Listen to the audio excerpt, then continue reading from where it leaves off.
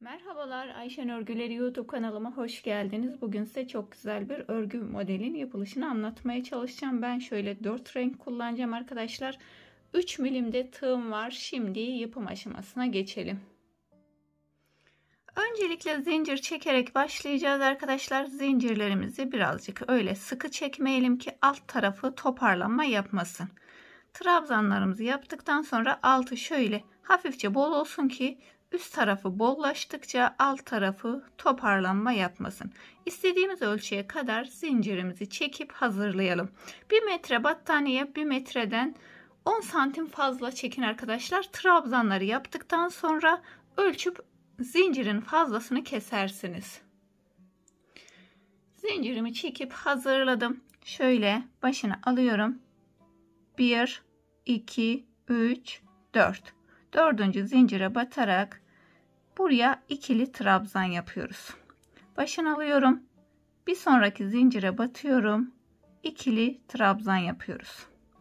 Tekrar başını alıyorum. Bir sonrakine batıyorum. İkili trabzan yapıyoruz. Bu şekilde arkadaşlar 6 katlarından oluşturarak zincirimizi tamamlayalım. Son katı 6 değil 5'te bırakalım. Ben trabzanlarımı yaptım. 6 katlarından oluşturdum. Son katım arkadaşlar, son olanı 5 tane de bıraktım. Burada toplamda 17 tane trabzanım var. 2 tane model üzerinden göstereceğim. Şimdi hemen şöyle 1, 2, 3 tane zincir çektim. Burası bizim kenarımız. Başını alıyorum. Birinciyi atlıyorum. İkinciye batarak buraya kenar trabzanlarımızı oluşturuyoruz. Bunların katını, sayısını siz ayarlayabilirsiniz. Daha geniş istiyorsanız daha çok yaparsanız, biraz az istiyorsanız bu şekilde yapabilirsiniz. Şöyle bir tane zincir çekiyorum. Başını aldım arkadaşlar. 1, 2, 3. Şöyle üçüncü 1, 2, 3. Üçüncüye batarak bir tane buraya trabzan yapıyorum. 1, 2 tane zincir çektim. Başını aldım. Tekrar aynı zincirin içine batıyorum. Trabzanın başına. Bir tane buraya V oluşturduk. 1, 2 zincir. 1, 2, üçüncüye batarak buraya bir tane sık iğne yaptım. 1, 2 zincir. Tekrar başını alıyorum. 1, 2, 3. 3'e batıyorum. Bir tane yine V yapıyoruz. 1, 2 zincir. Başını aldım. Aynı yere batarak bir tane daha trabzan yapıp V'mi oluşturdum. 1, 2 zincir. Başını aldım. Kenarına geldik arkadaşlar. Kenarlarda tek zincir çekiyorum. Şu kenarı çok boş gözükmesin diye. Bir zincir çektim. Başını aldım. 1, 2, 3. Üçüncüye batıyorum. Buraya 3 tane kenar trabzanı yapıyorum. Başlangıçta da 3 tane yaptık.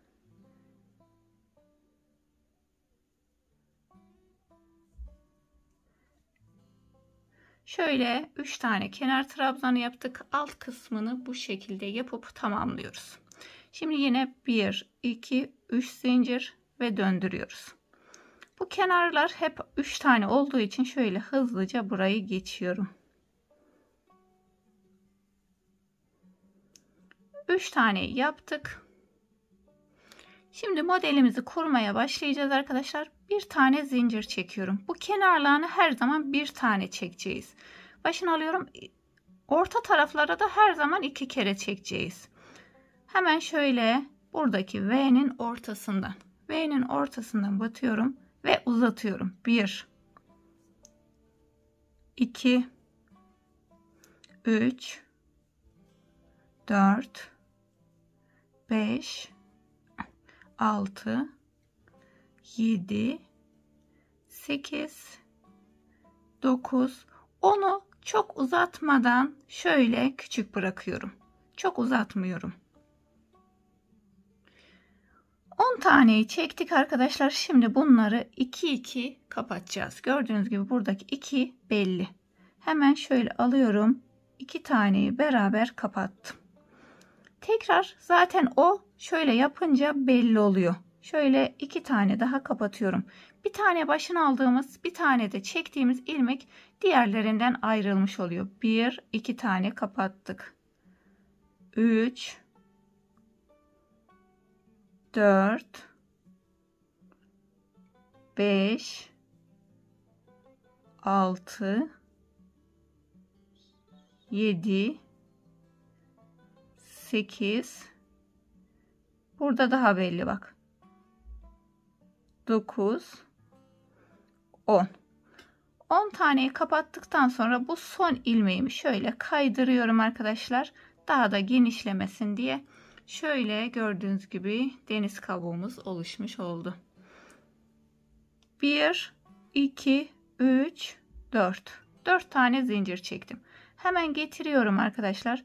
Şu yine aynı V'nin içine. Buradan batıyorum. V'nin içine sık iğne ile zincirimi sabitliyorum. Şöyle bir görüntümüz olacak. İstiridye yapıyoruz arkadaşlar. Şimdi yine arasına 2 zincir çekiyorum. 1 2 başına bir kere doladım. Burada yaptığımız sık iğnemiz vardı. Bunun içine batıyorum. Bir tane trabzan yaptım. 1 2 zincir çektim yine. Başını alıyorum. Yine bu V'nin ortasına 10 tane ilmek uzatıyoruz. 1 2 3 4 5 6 7 8 9 10'uncuyu çok uzatmadan şöyle ikisini beraber kapatıyorum. İkisini beraber kapattım. Şimdi yine iki tane daha beraber kapatıyoruz. Şöyle 2 3 4 5 6 7 8 9 10 tanesini kapattım. Son ilmeğimi kaydırıyorum arkadaşlar. 1 2 3 4 hemen getiriyorum. Burada şöyle V'ye batıyorum. Şöyle arkadan zincir arkada kalacak. Hemen buraya getiriyorum. V'nin içine batıyorum. Kenarından sık iğne ile kapatıyorum. Şöyle sonra düzeltiyoruz arkadaşlar.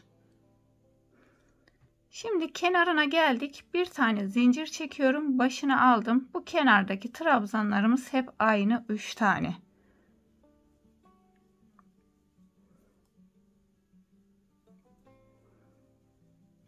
Şimdi renk değişikliğine geçiyorum. Şöyle renk değişikliğine geçtim. Siz istediğiniz renkleri yapabilirsiniz. Ben sarı daha belirgin olduğu için mavinin üstüne koydum. Normalde büyük yapacağımız sıralarını değiştireceğim arkadaşlar. Aralarda beyaz kullanacağım. Şimdi 1, 2, 3 tane trabzanım, zincirimi çektim. Kenar trabzanlarımızı yapacağız. Bu ipimizi de buradan yürütelim. Sonra keseriz. Hemen şöyle ikinciden kenar trabzanımı yapıyorum. Buralar hep aynı zaten. 3 tane trabzanımı yaptım. Bu ipimi sonra keserim. Bir tane zincir çekiyorum kenarına. Bir zincir başına aldım. Şimdi burada arkadaşlar şu 4 tane zincir çekmiştik ya. Şunu ben bir keseyim. Hemen ipimi kestim. İpten kurtulduk. Burada şöyle modelimizin arkasında 4 tane zincir çekmiştik.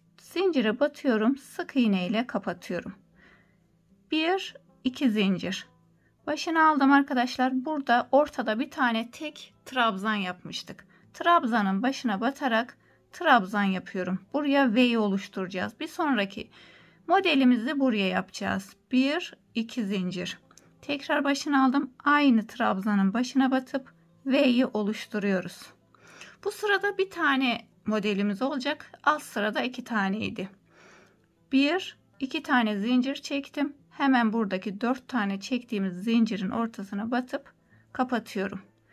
Bir zincir, kenara bir zincir olduğu için kenara geldik. Bir zincir çekiyorum. Kenarlarında çok boş kalmasın. Eğer toparlanma yaparsa zincirlerinizin sayılarını artırabilirsiniz. Herkesin eli aynı değil. Şöyle kenara geldik. Sıramızı bitirdik. 1, 2, 3. Hemen yine aynı şekilde kenar trabzanlarımı yapıyorum.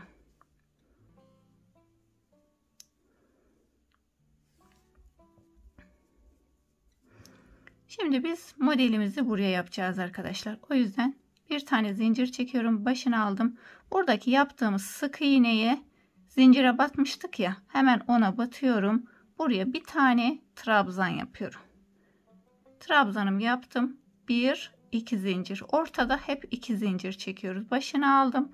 Hemen buradaki V'nin içine batıyoruz ve modelimizi yapıyoruz. Uzatıyorum. 1, 2, 3, 4, 5, 6, 7, 8, 9. Şimdi 10'uncuyu birazcık küçük bırakıyorum. Kenar olduğu için burada bir bollanma oluyor. O yüzden küçük bırakıyorum. Şimdi şöyle arkadaşlar 2 2 kapatıyoruz. 2 tanesini kapattım. 1, 2, 3, 4. Şöyle ipim yarılmış. 4, 5, 6, 7, 8, 9, son 10. Şöyle son ilmeğimi de kaydırıyorum. Yapması çok kolay. Hiç zorlanmayın arkadaşlar. 2 2 zaten kendiliğinden o belli kapatacağınız yerler. 1, 2, 3, 4 tane zincir çektim. Hemen getiriyorum buradaki yine V'ye. Aynı şekilde V'nin buradan batıyorum. V'nin içine sabitledim. Şöyle modellerimiz bu şekilde olacak. Şimdi kenara geldik. 1, 2 zincir. Hemen buradaki sık iğnenin tepesine batıyorum. Bir tane trabzan yapıyorum. Bir zincir, kenarlarımızı yapıyoruz.